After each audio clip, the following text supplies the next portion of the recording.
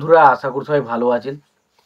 তো বন্ধুরা, এখন যে বিষয়টা নিয়ে আমি কথা বলবো, তো জানি না এই বিষয়টা নিয়ে এখন কথা বলাটা কতটা জরুরি। তো এই বিষয়টা সম্পর্কে আমিও যে বিশাল কিছু জানি সেটা কিন্তু নয়।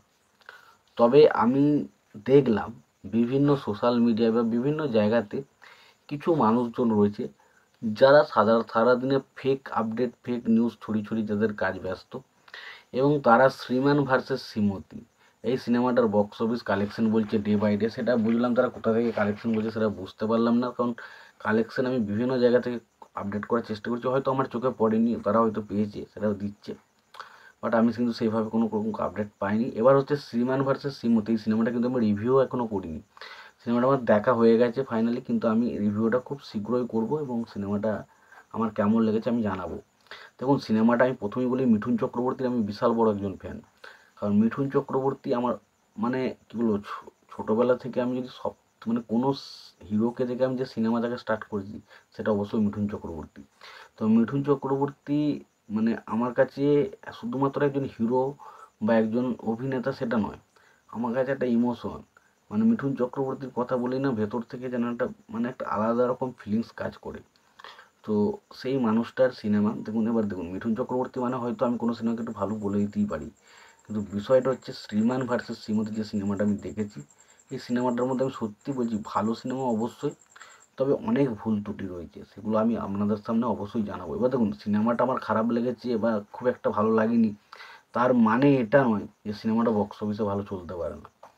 তবে সত্যি কথা বলছি, দেখুন মিঠুন চক্রবর্তী যে মানুষটা থাকলে যে ছবিগুলোর আগে বক্স অফিস দিই, যেমন ধরুন কাবুলিওয়ালা বলি বা প্রজাপতি বলি, আরও যে সমস্ত ছবিগুলো এলো রিসেন্টের, তো সেই ছবিগুলো যে কালেকশন দিয়েছে, বা সন্তান ছবিটাকে তুলে যদি আমরা দেখি, সেই ছবিটা যে কালেকশন করছিল সেই হিসাবে কিন্তু তার 50% কালেকশানে কিন্তু শ্রীমান ভার্সেস শ্রীমতীর কালেকশানে আসছে না। এটা একটা পরিষ্কার সত্যি কথা বললাম। এবং যারা বলছে যে মানে মিঠুন চক্রবর্তী এই শ্রীমান ভার্সেস শ্রীমতী বক্স অফিসে রেকর্ড ব্রেকিং কালেকশন করেছে এত কোটি, সে আমি জানি না তারা কোথা থেকে কী কালেকশন থেকে বলছে, বাট আমি এটুকু সত্যি কথা বলছি, ছবিটা কারো ভালো লাগবে, কারো খারাপ লাগবে, মোটামুটি লাগবে, সবার কাছে খুব দারুণ কিছু লাগবে সেটা কিন্তু বলতে পারছি না। বাট আমার কাছে কিন্তু ছবিটা একটা এভারেজ ছবি লেগেছে। ছবিটা ভালো ছিল, তবে আরও অনেক জায়গায় দুর্বলতা রয়েছে, যার কারণে ছবিটা এভারেজ ছবি বলছি। বাট আমি, আমার কেমন লেগেছে সেটার বিষয়ে বিচার করছি না, বাট আমি সত্যি কথা বলছি, আমি বিভিন্ন যে মানে পেজগুলো বা বিভিন্ন সাইট থেকে যে আপডেটগুলো দেখার চেষ্টা করি, সেখানে কিন্তু এই ছবিটা নিয়ে যে কালেকশন যে বিশাল কিছু বলছে সেটা কিন্তু নয়, খুব একটা ভালো কিছু কিন্তু কালেকশন হয়নি।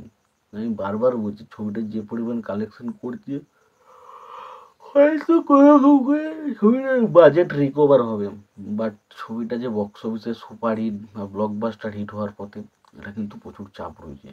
তো যারা এই ফেক কালেকশনগুলো দিয়ে যাচ্ছেন, আমি জানি না তারা এইভাবে আর কতদিন চলবে। আর আমি সত্যি কথা বলছি, শ্রীমান ভার্সেস শ্রীমতী কিন্তু সেরকমভাবে কিন্তু চলছে না, পুরো আমি জানালাম সত্যি কথাটা। এবং সত্যি কথা বলছি, সিনেমাটা, আমি মিঠুন চক্রবর্তীর বিরাট বড় ফ্যান, আমি হয়তো বলতেই পারতাম যে বিশাল কিছু কালেকশন, কিন্তু মিঠুন চক্রবর্তীর ফ্যান বলে আমি আরও কিছু বলতে পারছি না যে ছবিটা ভালো চলছে, কারণ মিঠুন চক্রবর্তী আমার কাছে একটা ইমোশন, তাই তাকে ঠকানো আমার কখনোই উচিত হয় না।